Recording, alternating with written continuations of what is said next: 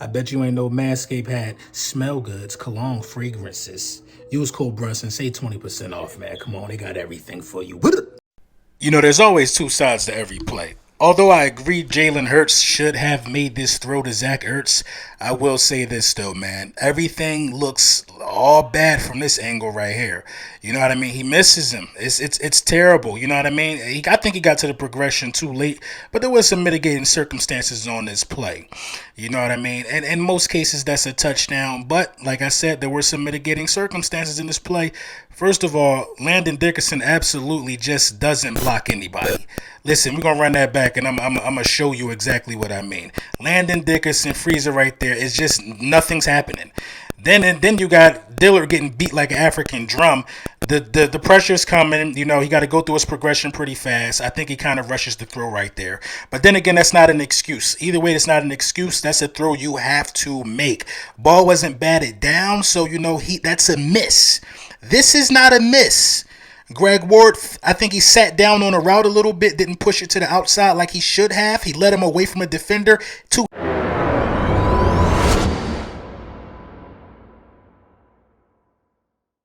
Yeah.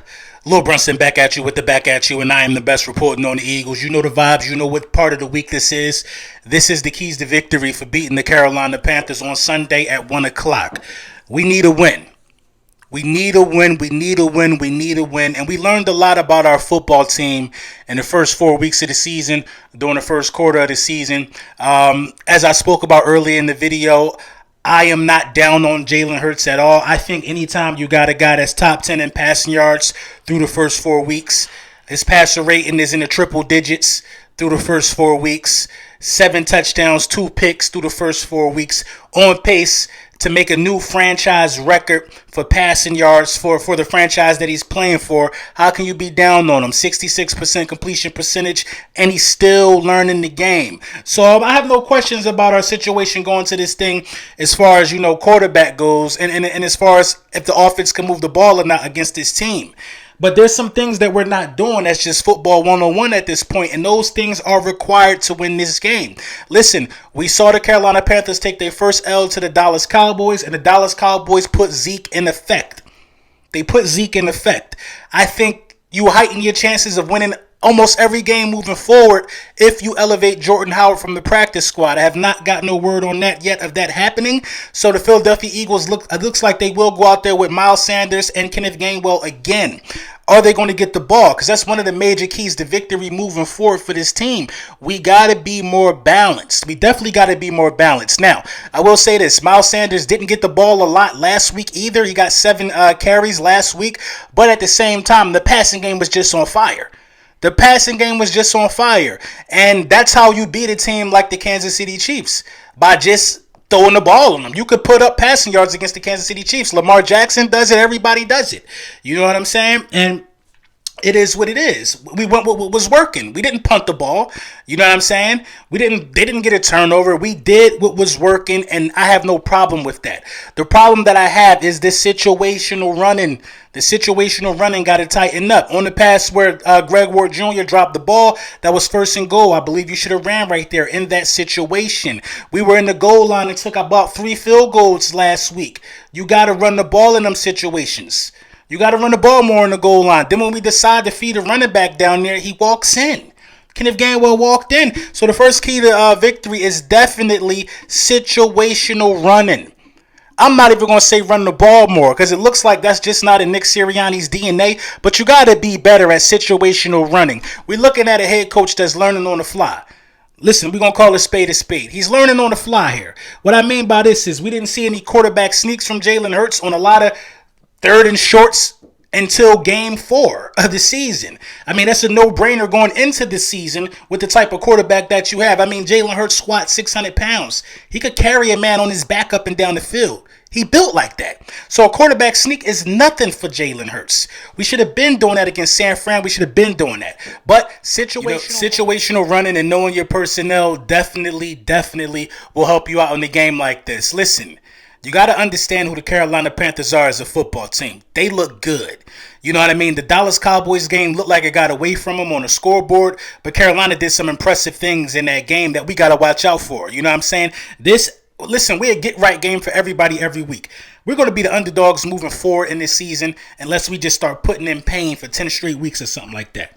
So everybody think that they're going to get back on track when they play the Philadelphia Eagles, but we're going to catch some of these dudes slipping. I firmly believe that the season starts with this week for the Philadelphia Eagles. We took our bumps and our bruises and our scrapes. Now we got to go out there and put our best foot forward to put a serviceable product on the field for the fans and the people that pay their money to see the team play. So you got your situational running down pat. Now what you have to do is understand how the Carolina Panthers operate in the red zone. Red zone awareness on the defensive side of the ball is key. As bad as our defense has been, you know what I'm saying, for the first 4 weeks, I want to say not that bad because we had 2 great games defensively. Then we had 2 bad games. As bad as our defense has been the last 2 weeks, you got to understand that, situational football in the red zone has to play a part. Anytime Carolina gets to the red zone, defense really got to start huddling and paying attention and using eye discipline. I'll explain why. Now, I don't know if Christian McCaffrey is going to play in this game, but understanding who Christian McCaffrey is goes a long way. Passing game, running game, Christian McCaffrey is going to touch that ball 9 times out of 10. You know what I'm saying? Or I'll say 50% of the time. They've made it more difficult to see who going to, take that ball in the end zone, the Carolina Panthers. Because from the quarterback position right now, Sam Darnold leads the NFL, I think, in rushes for a quarterback. Yes, over Jalen Hurts. Yes, over Lamar Jackson. Yes, over any other scrambling quarterback or any other quarterback that's mobile that you could think of. Sam Darnold is running the read option to perfection down there. I've watched Carolina play a few times this year, and he looks really, really good when he's doing it. You know what I'm saying? He's faking to the running back, and he's going right for the goal line. He's not a small dude. He could take a hit. I've seen him run somebody over this season. So you got to understand on like situations where it's 3rd and 5 or 3rd and goal, stuff like that. Sam Darnold is a threat to keep the ball down there. So you got to keep your eyes on the quarterback in the red zone down there. DJ Moore is one of the most underrated, clearly one of the most underrated wide receivers in the National Football League. They have an arsenal of weapons, especially when Christian McCaffrey is playing. You saying you got homeboy that go deep with the dreads? How am I thinking of his name? Y'all know who I'm talking about, man. Robbie Anderson. He's the deep threat. Literally the deep threat. DJ Moore can run every route on the field and some. He even runs the ball like a running back. DJ Moore, yards after catch is just ridiculous as well. Really hard guy to get down. This is what I would do. We saw Slay popping this talk on Twitter. Slay is one of the only competent players on the defensive side of the ball this year, especially the last 2 weeks. Nobody ain't did nothing to Slay. Slay said in 9 years he only gave up 100 yards 2 times. Slay was talking that talk. What you do is you go reward Darius Slay by letting him chase that man around. Let that be Slay assignment for the week. It's time to start holding dudes accountable. And I like Slay energy. Slay to not have a captain on his chest is just straight out disrespect to me. Slay said, I'm Darius Slay, and nobody ain't doing nothing to me.